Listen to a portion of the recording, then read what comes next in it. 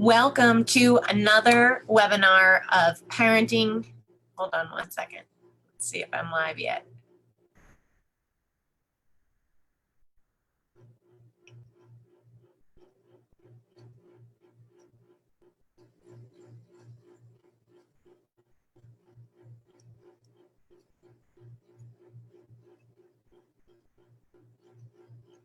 Still says preparing.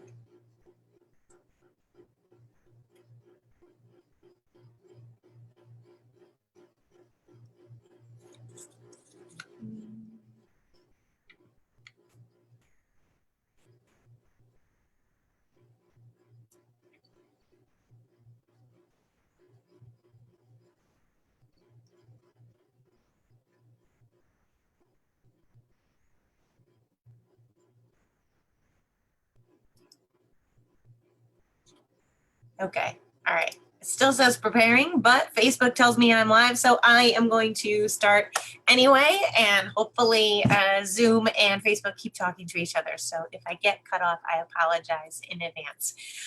Today, I wanted to talk with you on this webinar about an important topic that many of you are probably already wrestling with as the school year has begun, and that is the topic of the overlap between anxiety and sensory processing issues, and how to support your child as a parent if your child is experiencing a lot of anxiety, not just from the pandemic, but maybe the anxiety was also pre-existing and as related to some of their sensory processing issues. Now, the CDC guidelines in school actually have mentioned sensory processing difficulties and tactile issues as one of the things that a school needs to be mindful of when they are implementing their mask requirements for a child to attend school. So I think on the one hand, that's really, really great that even the CDC is recognizing there are some health and public health restrictions that have been put into place, or rules and regulations that have put into place that don't really work for everyone, and especially kids who have a sensory processing issue, regardless of whether or not they have something else going on, like an autism diagnosis or attention deficit or learning disabilities. So the only problem that I see with that is that in putting all the regulations in place, we kind of also forgot how to support children who have sensory processing deficits within the larger school system, because we've had to reduce access to materials that maybe previously were sensory supportive, and children who maybe are sensory seekers and get their input as a function of being closer to other children in sometimes an appropriate and sometimes not appropriate way. Those are also now becoming bigger issues, and children are getting reprimanded and redirected much more often in order to adhere to the guidelines and keep everyone safe. And so from that perspective, I think that children who have sensory processing issues are struggling more this school year than ever before to really find out how they can adapt and survive in an environment that maybe is not sensory supportive for them anymore, that maybe is triggering a lot more dysregulation and discomfort in their bodies, and consequently a lot more reprimands and a lot more negative feedback from teachers and staff people that are really just trying to help all the children adhere to the protocols and keep everyone safe. So the first thing that I want to say is that I think we need to recognize that there are a lot of different types of sensory processing issues, not just tactile defensiveness that may impact a child's ability to wear a mask. There's also still sensory sensitivities to noises and smells, maybe cleaning products that are being used. There are differences in the way that children kind of take in and understand sensory information. Those are called discrimination issues. And then difficulties in how a child is able to use sensory information to adapt to the demands that are being made on them throughout the school day. So if you don't have good body awareness, or you don't have good connection to your body, or good postural control, or adequate ability to integrate your vision with your body to guide yourself through space, all of those things are going to make it more difficult for you to participate in things that maybe are much more automatic and easier for other children. And in addition, you might have a sensory processing deficit that manifests as a praxis issue. And a praxis issue, it affects your ability to come up with ideas of what to do with yourself and objects and materials in your environment, your ability to plan and sequence your actions and then execute in an efficient way. So we've got all these other sensory processing issues that are not mentioned in the CDC guidelines, but maybe are still impacting a child at school and affecting their ability to feel safe in their environment and feel safe in their own bodies. So kids who have sensory processing issues really often don't feel safe in their bodies, and they don't feel safe in the world. And that seems to be much worse in terms of triggering anxiety when the child maybe doesn't have a coexisting or identified disability, but is highly intelligent or does really well academically, but then has a lot of anxieties and behaviors and difficulties really developing social relationships or performing well throughout the school day, regardless of their academic abilities. And in this mismatch between being really smart and having a body or a sensory system that isn't working effectively for you, there builds an intense amount of anxiety, because you know what the expectation is from other people, but there are things going on physiologically that you don't have any control over that are making it much harder for you to do what everyone else is asking. And in that process, you're getting more anxious, you're feeling more uncomfortable, and you're also simultaneously getting negative feedback and redirection from teachers, or negative feedback from your peers if you're violating guidelines, or you're getting into their personal space, or you're not following what everyone else is doing. So this anxiety and stress can not just impact those social relationships and your self-esteem and your ability to kind of feel safe in your body and your environment, but they also can magnify the sensory deficits that you do have. Because under stress, tactile defensiveness and auditory defensiveness get much higher. So for example, I have a child that when she is calm and regulated, she can handle a lot of different noises in the environment with the exception of fans. But when she's very stressed out, anybody, their voices of other people start to bother her, any odd noises or sudden sounds all become too loud and too overwhelming. But then they calm down a bit once she's in a good place. So if you think about anxiety coexisting with sensory processing disorders, it can be in the form of not just in that high alert place because you're worried about someone touching you, or you're worried about a sound that's coming at you. It could also be anticipation anxiety because you don't know what's going to happen when you go into a certain environment.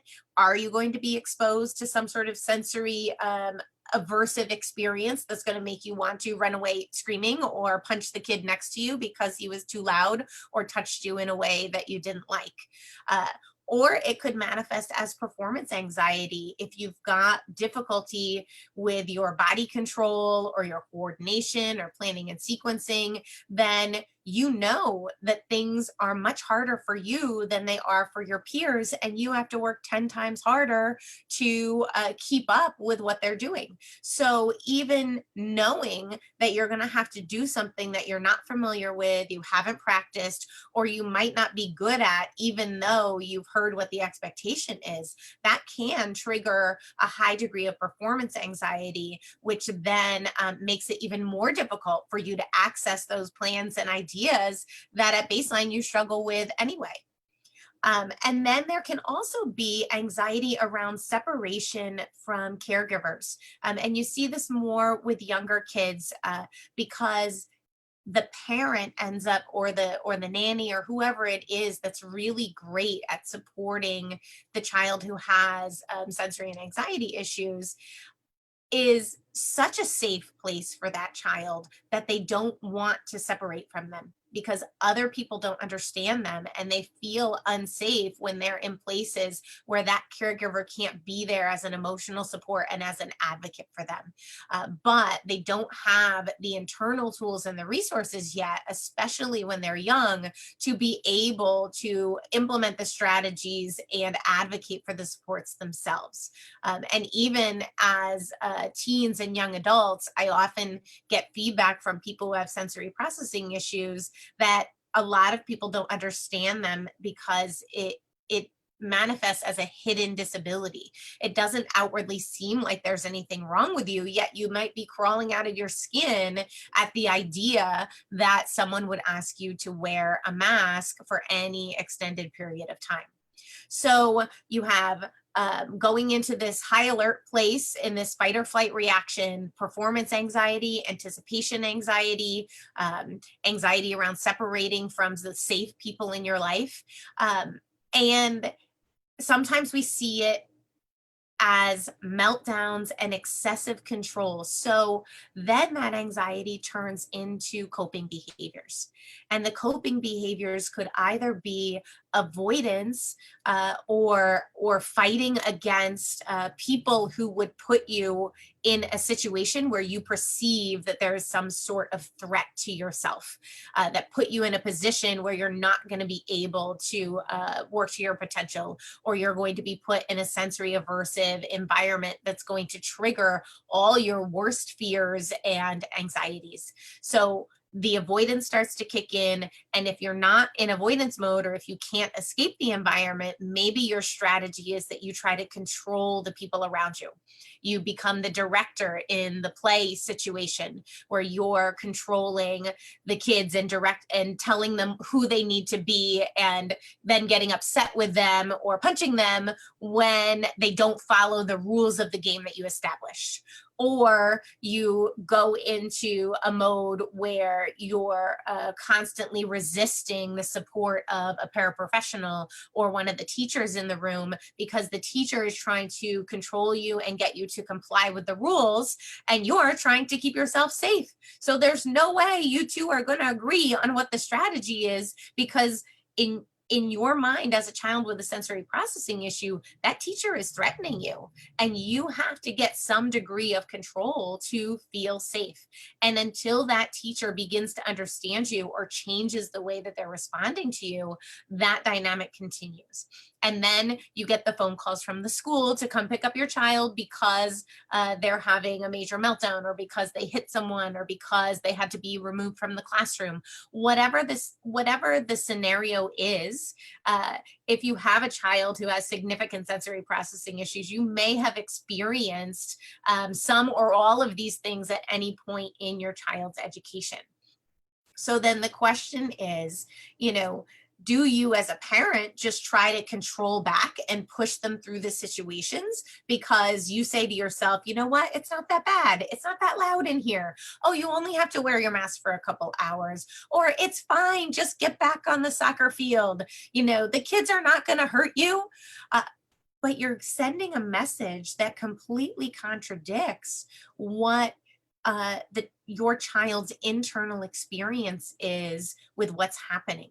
Your child is feeling very threatened and unsafe, and there is either no one around to support them, Or maybe you're the polar opposite and you're actually very tuned into your child's anxiety. So rather than undermine and invalidate some of the things that they say, you do the opposite. You're very emotionally supportive and accommodating and saying, you know, you don't have to do this if you don't want to. Everything's okay. I know you feel scared. But I would suggest to you that somewhere in there is actually a balance. And the balance is that while you don't want to force compliance and force a child into a situation that's going to trigger major fight or flight responses, meltdowns, aggressive behaviors, controlling behaviors, at the same time, you don't want to completely save your child from all of those aversive experiences, because it inadvertently reinforces to your child that they have a reason to be scared and that they're completely justified in their fears, which then over time can magnify and spiral. So remember I said that the fear and the sensory deficits can play off each other. When you are in a place of stress and anxiety, sensory sensitivities and sensory aversions can get heightened. If you already have heightened sensory aversions and fears, then that's going to increase your stress responses. So you're stuck in this situation where the sensory issues and the anxiety issues are kind of playing off of each other, and you never get to that place of feeling safe. So there is a much better option as a parent when you are trying to support a child who has a sensory processing issue, because what you really want to try to do and your goal for your child is to build adaptability and coping and resilience while you're simultaneously addressing some of those sensory processing issues and needs that are getting in the way of them feeling safe and feeling like they have the internal resources to be in control of the environment. Because at the end of the day, they can't control everything in the environment. You know that, we know that. And what we have to do as people and in the world is figure out how to become more adaptable and resilient. And since we can't control everything in the environment, the one thing that we can control is ourselves. And you hear that a lot, you know, in counseling and mental health, you know, taking personal responsibility for your behaviors, not being a victim, recognizing you have a choice.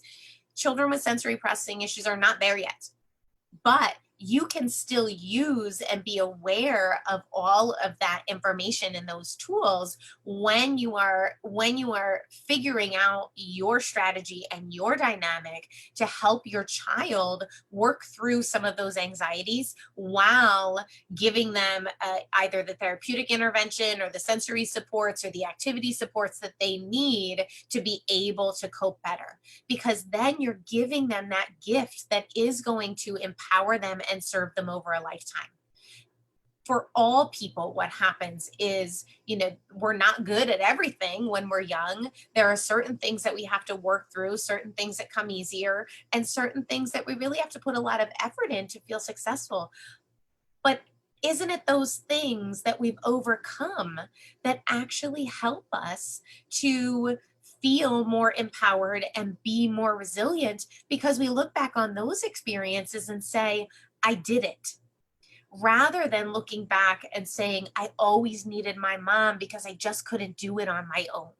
Or I never had anybody in my life that helped me. So, you know, I ended up opting out of everything and I had no friends and I got into drugs and alcohol, or I just, you know, never really figured out how to make my life work. And I know none of us as parents want to raise a child where that then becomes the outlook, just because maybe we didn't reframe our own lens and take a different perspective so that we can build that adaptability and resilience. You might not ever be able to fully remove a sensory processing disorder, but you can improve it, and you can after you get your child to a place where they know what's working for them and they can start self-reflecting on their own improvement with regard to sensory processing and motor issues, then you can continue the conversation to build that sensational self-awareness, which ultimately is going to help them self-advocate because they've experienced things that work for their body, and they know that they've been able to overcome various obstacles and challenges that were brought on by their sensory processing deficit, but it didn't limit them from forming social relationships. It didn't keep them from going to every single birthday party, and it didn't result in them either opting out of life or alienating the people around them because they were so anxious and controlling. They just couldn't get with the program, so to speak, or they just couldn't be in environments where there were too many people, or people weren't behaving in the way that they expected. So in order to support your child and help them cope better, you need a combination of meeting their physiological needs, their need for safety in their body and in the world. And then when your child is in a place where they can talk, when they're out of that fight or flight reaction, then you can work together with your child to kind of acknowledge and validate the fact that they really are having a different experience of of wearing a mask or being in a noisy room or participating in gym class than maybe the other kids, or than maybe you had when you were younger. So don't get into a power struggle. Don't, if you're in a situation where you have a child that's so reactive that maybe they're refusing school, or you're getting calls from the teacher and then you're reprimanding your child for misbehaving, we want to shift away from the power struggles of just pushing them back into situations that are challenging for them, and circle back and offer them that acknowledgement and validation while you are building your own toolbox of what you can offer them as supports. And this is going to be especially important right now if you're in a hybrid model and you're responsible for your child for a portion of the week, or you're balancing days in and days out, or half days in school and half days at home. Whatever your situation is, even if a child can't access something in the school environment anymore because of the restrictions and the public health concerns, maybe you need to set up your home environment better to provide opportunity for rhythm and pressure and respiration that's going to decrease your child's stress levels, decrease your child's fight or flight reaction, and then put in activities that are going to help fill the gaps in their skill sets, especially if they have motor and learning deficits or praxis and executive function issues, because that process of filling in the gap then is going to reduce the number of things that trigger the dysregulation and trigger the anxiety, because there's more things that your child will feel safe doing. Now, you're not going to be perfect.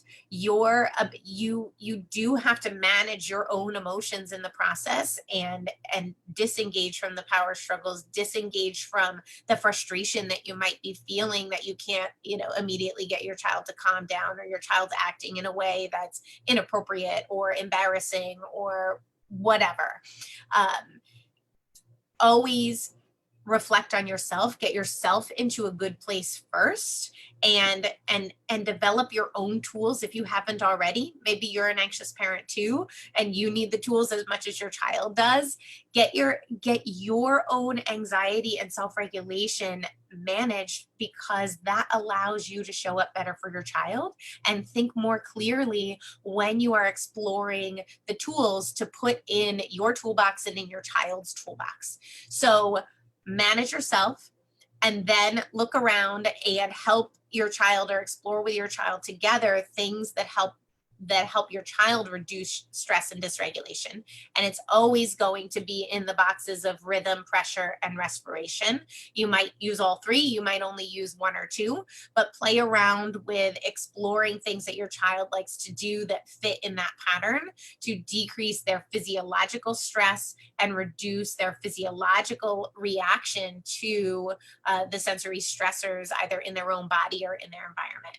And then once you explore the tools together, identify things that are portable, that can go to school with them, that might be able to stay in the backpack, educate others about what you've discovered and try to develop a collaborative plan.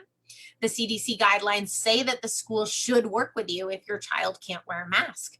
So that's something that's written, but it's going to be up to you to educate them on the additional sensory issues that your child may be struggling against, or the lack of access to sensory support strategies that your child had previously, and then come up with a plan to support your child so that your child continues to have what they need to feel safe in school and feel safe during their distance learning. Um, Once you start to fill in some of the skill gaps and you start to put together a more appropriate sensory diet that has regular opportunities for movement, that has the tools and portable strategies, that has activities, leisure activities, chores, anything like that, that is going to help your child feel safe and connected to their body, then you enhance your ability to collaborate with your child and build an alliance with your child so that you are empowering your child to be able to go out into the world without using excessive control or melting down or extreme avoidance behaviors to manage the demands and the unpredictable nature of the world around them. So you can provide that acknowledgement and validation. You can build that resilience in your child, and you can build the skills that will fill in the gaps and allow them to get into a place where they are more adaptable and they are more resilient.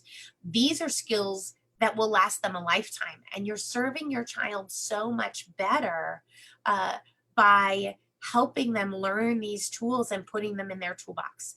Now, if you're like me, this is not the way that we were parented when we were growing up.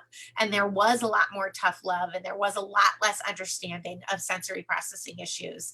And I can say that even just knowing that Jean Ayres, the founder of the theory of sensory processing, didn't even start her work until the 70s. So there's no way that the previous generation of parents knew any of this and knew how to support kids who presented with sensory processing differences. But this is a new era, this is a new generation, and this is a new opportunity as a parent to continue to grow in your skill set and find a way to empower your child and lead them down a road of growth and the ability to build positive relationships rather than the road of maladaptive and negative coping strategies that may end up really backfiring in their adult life if they don't learn them when they're younger, and affect their ability to form relationships and connections with others long term, which ultimately is one of our core human needs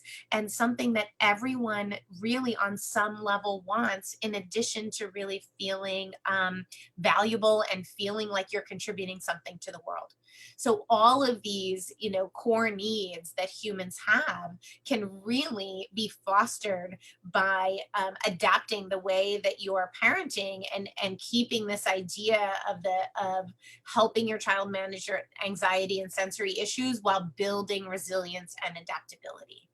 So when kids don't have someone in their corner, they don't develop those strategies. You can be the person in their corner and you can move them towards being empowered while you move yourself towards being a more empowered parent as well. So I just want to finish up because I think I'm running out of time. Let me just check. Yes, I'm totally running out of time. That the doors for our parent coaching membership have opened on Monday. And if you like the content that was presented today, you're going to learn even more as part of the Meltdowns to Motivated coaching program. And we can work on building your specific toolbox, addressing the individual issues that you might be having in your family and with your child, while we can have monthly coaching calls. You'll hear guest speakers that have knowledge on various topics that you're going to need to help your child better. And you'll also have a group of parents in the community that support you in this process, so we we can all problem solve together. I'm going to keep talking with you about my body activated learning framework and the programs that you can use and all the sensory strategies and therapeutic strategies that I've built in my toolbox over the years as an expert in sensory processing disorders. So it's something that I really encourage anyone who's looking for that support and looking for a way to become more empowered while empowering your child to sign up for. Our final thought is that on your journey as a parent, you are going to be perfectly imperfect. You won't always get it right. You will get frustrated. There will be days that you don't have the emotional capacity to support your child in the way that you would like to show up. But you can commit to your own growth. You can commit to building your own resilience and showing up more powerfully for your child so that you're serving your child, your family, the other children that might be in your family, yourself, and maybe your spouse too, who is also struggling with how to support your child who has these sensory and anxiety deficits. So this is a marathon. This isn't a sprint. It's skills that you build over a lifetime. And if you're already on your way, congratulations. I'm so glad that you're looking for the information, that you're watching webinars like this, and that you're educating yourself. But if you really want to dive deeper and learn more and really fill your toolbox in a way that's going to help your child become that adaptable and resilient person that you know that you want them to be as an adult, so that they can form relationships, so that they can contribute meaningfully to society, and they can feel comfortable in their own skin. I think that this really is going to be the place that will help you do that. So thank you so much for watching this webinar today. I hope you enjoyed the information presented, and I look forward to seeing many of you in our parent coaching membership.